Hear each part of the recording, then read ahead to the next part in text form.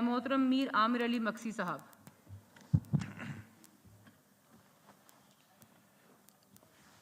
बिस्मिल्लाहिर्रहमानिर्रहीम। Thank you chairperson साहिबा। Budget की स्पीच है।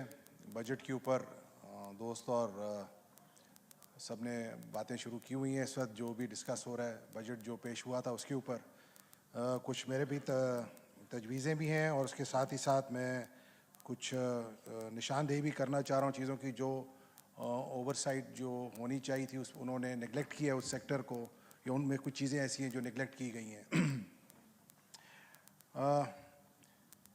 बिस्मिल्लाहिर्रहमानिर्रहीम। फेडरल मिनिस्टर साहब ने जो जून 9 को पेश किया बजट, उसमें जो उन्होंने हाईलाइट की हैं चीज़ों को, उसमें जिससे मेरा ज़ाती ताल्लुक़ है सिंध सूबे से और बलूचिस्तान से भी मेरा ताल्लुक़ लगता है, उसमें एग्रीकल्चर और वाटर रिसोर्स जो बहुत अहम चीज़ है, जो मेरे फाजिल दोस्त ने अभी बताया भी कि डैम्स के ऊपर बात हुई, डैम्स के ऊपर फंड्स जमा किए गए, उनका कुछ हमें अकाउंटेबिलिटी नज़र नहीं आई है। मैं चाहूँगा कि सबसे पहले तो ये बताया जाए कि वो फंड्स जो जमा हुए थे कितने हुए थे और कितने जमा हुए और कितने उसमें से कहाँ पे खर्च किए गए।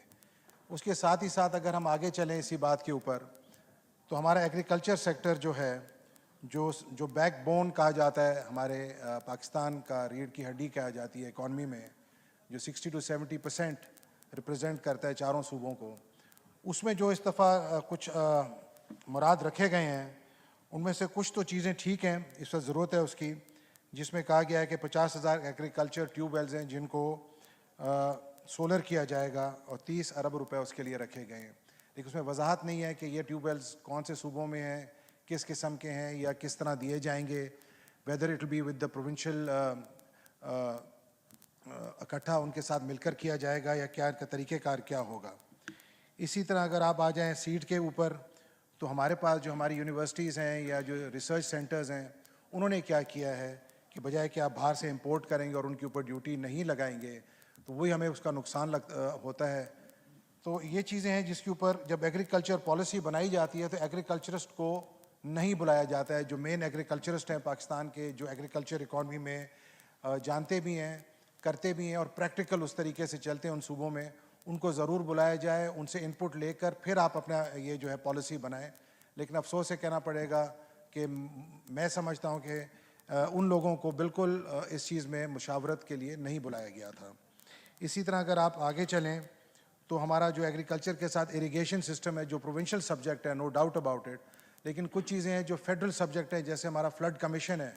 जब ये पाकिस्तान में फ्लड्स आए थे तो उसको फ्लड कमीशन एक पाकिस्तान का जो हमारा वाटर रिसोर्स मिनिस्ट्री के अंडर आता है, और पिछले साल जो फ्लड्स आए थे, क्योंकि सबसे ज़्यादा मुतासर हमारे ही ज़िले हुए हैं बलूचिस्तान और सिंध में मोस्टली, और हमारे से मुराद है कि West Bank and east bank of river Indus, उसको अगर आप लें साउथ पंजाब से अगर आप शुरू करते हैं all the way down till river Indus और अरेबियन सी तक, तो सबसे ज़्यादा जो सूबे हमारे मुतासर हुए, मैं समझता हूँ कि करोड़ों की तादाद में जो लोग हैं मुतासर हुए, उसके अंदर जो लोग रहते थे, और लाखों की तादाद में घर, मवेशी, इंफ्रास्ट्रक्चर, हमारे स्कूल्स का, हमारी रोड्स का, हमारी बिजली के निज़ाम का, इरिगेशन सिस्टम का बिल्कुल तबाह हुआ। और ये पहली दफ़ा नहीं है, 2007 में फ्लड्स आए, 2010 में आए, 2020 में और अब 2022 में। और प्राइम मिनिस्टर साहब की मेहरबानी है कि that he did come to visit immediately, he came to Jhal Magsi, he came to Kambar Shahdadpur जो मेरा हल्का है, और झलमक्सी हमारा आबाई इलाका है जो मेरा छोटा भाई खालिद है वहाँ से MNA, वो आए वहाँ पे, they came and visited, they went and visited the villages. This is the first time that he came. 2020 की जिनकी हुकूमत थी, जब फ्लड्स आए थे तो उनको तो मेरे ख्याल इस्लामाबाद से फुर्सत नहीं होता था उनको निकलने के लिए यहाँ से, अगर जाते थे तो ज़्यादा से ज़्यादा KPK जाते थे, उसके अलावा he never went to any other places. कहने का मकसद ये है कि जिस इंसान में एहसास हो, जो लोगों के साथ सारा वक्त चलता रहता है, उसी को ये फील होती है कि भाई ये जो हालात हैं किस तरह के, उनको किस तरह से देखा जाए। अब आ जाएं आप फ्लड रिलीफ के ऊपर। 2022 वाला जो फ्लड था उसमें there was a lot of money which was given to donors ने दिया था, डोनर कंट्रीज़ ने दिया था, डोनर एजेंसीज़ ने हमारे पाकिस्तान को, और हमारे जो फॉरेन मिनिस्टर साहब थे chairman Bilawal Bhutto sahab, he went to many places, he advocated on behalf of Pakistan. जो फ्लड्स आए हमारे वहाँ पे, He was very well aware of what happened and he gave them a very good description. और जो क्लाइमेट चेंज पे हमारी जो शहरी रहमान साहिबा थी, शी वेंट ओवर देयर, उन्होंने बताया कि क्लाइमेट चेंज की वजह से हमारे मुल्क में कितने असरात हुए हैं और उसका क्या नुकसान हुआ है. उसकी वजह से जो डोनर एजेंसीज़ ने और कंट्रीज़ ने जो सपोर्ट किया था पाकिस्तान को, that amount did come to Pakistan. अब उसका जो इस्तेमाल और उसका जो ख़र्च है वो हमारी ये मुतालबा भी है और हम ये चाहते हैं, क्योंकि हम एंड यूज़र हैं वहाँ के, हमारे लोग हैं जो इस वक्त मुतासर हुए हैं और उनको उन सूबों में क्या दिया गया है वो भी बताया जाए. और जिन प्रोविंसेस में जो उनके साथ जॉइंट उन्होंने जो खर्च किया वो भी चीज़ सामने आनी चाहिए जो डोनर एजेंसीज़ के थ्रू. और जो फेडरल गवर्नमेंट ने अपना हिस्सा देना था, लास्ट ईयर उन्होंने जो एलोकेशन की थी $1.5 billion for housing projects for all the provinces जहाँ पे फ्लड आया था, उन्होंने सिर्फ जो सिंध के लिए जो 1.5 बिलियन पोस्ट फ्लड जो देना था उनमें से सिर्फ $500 मिलियन दिए गए थे. और इस दफ़ा जो हमने बजट बनाया है सिंध में, उसमें $500 मिलियन सिंध गवर्नमेंट ने अपना हिस्सा रखा है. लेकिन अफसोस से कहना पड़ेगा कि मेरे कोलीग गुलाम मुस्तफ़ा शाह ने भी यही बात की, उस वक्त आपकी स्टेट मिनिस्टर फाइनेंस की गौस पाशा साहब बैठी हुई थी, उन्होंने बताया कि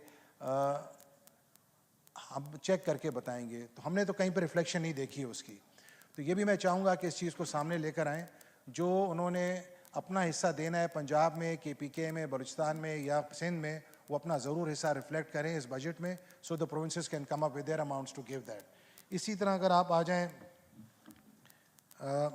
एग्रीकल्चर में जो ट्रैक्टर्स के ऊपर, कंबाइन हार्वेस्टर्स के ऊपर जो इन्होंने मुराद दिया है, that is a good inclination.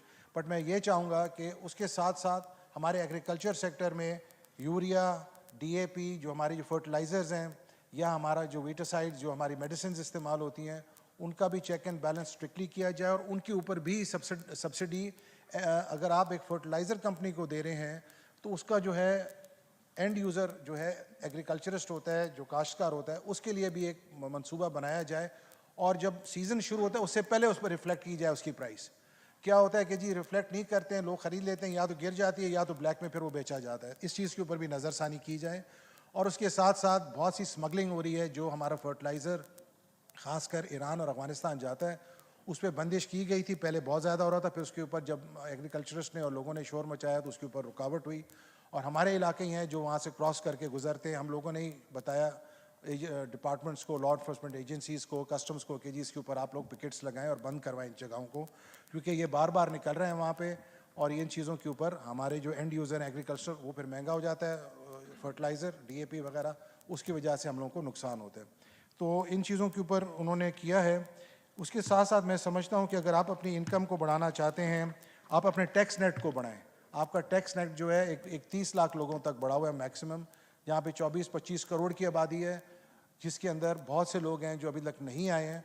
उसके ऊपर भी आपको चाहिए, बजाय कि जो लोग ऑलरेडी आपके टैक्स नेट में हैं उनके ऊपर ही आप टैक्स बढ़ाते रहते हैं बार बार. I think that is unfair. आप अपने टैक्स नेट को 30 से 50 लाख तक लेके जाएं, 10 लाख या 20 लाख बढ़ाएं, और वो कर सकती है गवर्नमेंट जब करने पर आती है. तो ये चीज़ें हैं जो आपने we need to look into it. इसके साथ ही साथ आपने वुमेन एम्पावरमेंट के ऊपर जो चीज़ें दी हैं, मैं समझता हूँ उसके ऊपर थोड़ा सा नज़रसानी की जाए और उनको भी मुराद दिया जाए, because that is an equal partner with us in population and they do support us. Vote भी हमें उतने मिलते हैं.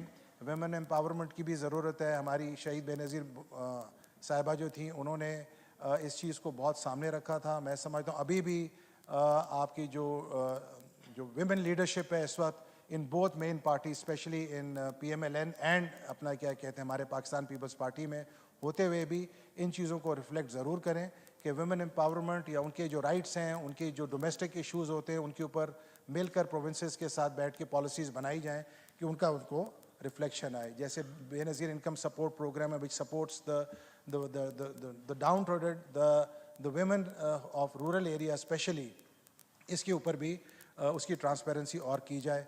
तो मैं इन चीज़ों के ऊपर ये रिफ्लेक्शन करना चाहूँगा. इसी तरह अगर आप आ जाएं हमारे डेवलपमेंट फंड्स जो दिए जाते हैं हमारे आपके मेंबर्स को, उनके ऊपर भी ट्रांसपेरेंसी और उसके ऊपर भी एक जो लाए अमल है उसका प्रोसेस आप लोग अगर तेज़ रखेंगे और उसको अगर एक्सिक्यूशन में बेहतरी लेकर आएंगे तो मैं समझता हूँ कि हम लोग अपने जो जवाब दें अपने वोटर्स को, तो we will be able to reflect better and give them the right prospect कि जी हम क्या कर रहे हैं उनके लिए, because they do demand that from us. तो ये भी हमारी एक सोशल रिस्पॉन्सिबिलिटी बनती है कि उस चीज़ को हम लोग सामने लेके चलें। वाटर रिसोर्सेज की मैंने बात की थी, एक मैं चीज़ ज़रूर कहूँगा वाटर रिसोर्स में, which is a long pending thing है, एक नौलंग डैम है which is a medium to a large dam which will give approximately कोई 35 से 40 हज़ार एकड़ जो हैं आपके बलूचिस्तान के वो इलाके हैं जो बिल्कुल पसमानदा हैं, आबाद होंगे। उसमें रिवर फ्लो भी है, उसका फंड्स भी जो हैं एशियन डेवलपमेंट बैंक ने एयरमार्क किए हुए, बट उसका प्रोसेस बिल्कुल ना होने के बराबर है। पिछले 10 साल से it's been just pending unnecessarily. साथ ही साथ इस दफ़ा आपके रिफ्लेक्शन में सिर्फ 11 करोड़ रुपए रखे गए हैं उसके लिए। तो मैं समझता हूँ कि this is very unfair with Balochistan. आपका जो पटफीडर एक्सटेंशन है जो 1,10,000 एकड़ है, वो अभी तक एक नाढाल पोजीशन में रखा हुआ है, कंप्लीट नहीं हुआ है प्रॉपर तरीके से। तो बलूचिस्तान के लोगों के लिए इसलिए मैं बात करता हूँ क्योंकि मेरा, आपको जैसे मैंने पहले अर्ज़ किया कि हमारा एक हिस्सा बलूचिस्तान में भी है, तो मैं चाहता हूँ कि वहाँ के लोगों की आवाज़ भी मैं ज़रूर यहाँ पे सामने लेकर आऊँ। और इस चीज़ को ज़रूर आप लोग इस फोरम से मैं बताना चाहता हूँ प्राइम मिनिस्टर साहब को और उनकी टीम को कि प्लीज़ इस चीज़ के ऊपर नज़रसानी करें। Balochistan is very backward. कुछ चीज़ें आपको जो नज़र नहीं आती हैं, लोग बात नहीं करते हैं, बहुत हजूर शर्म और बहुत इनवर्ट किस्म के लोग हैं, चुप रहते हैं।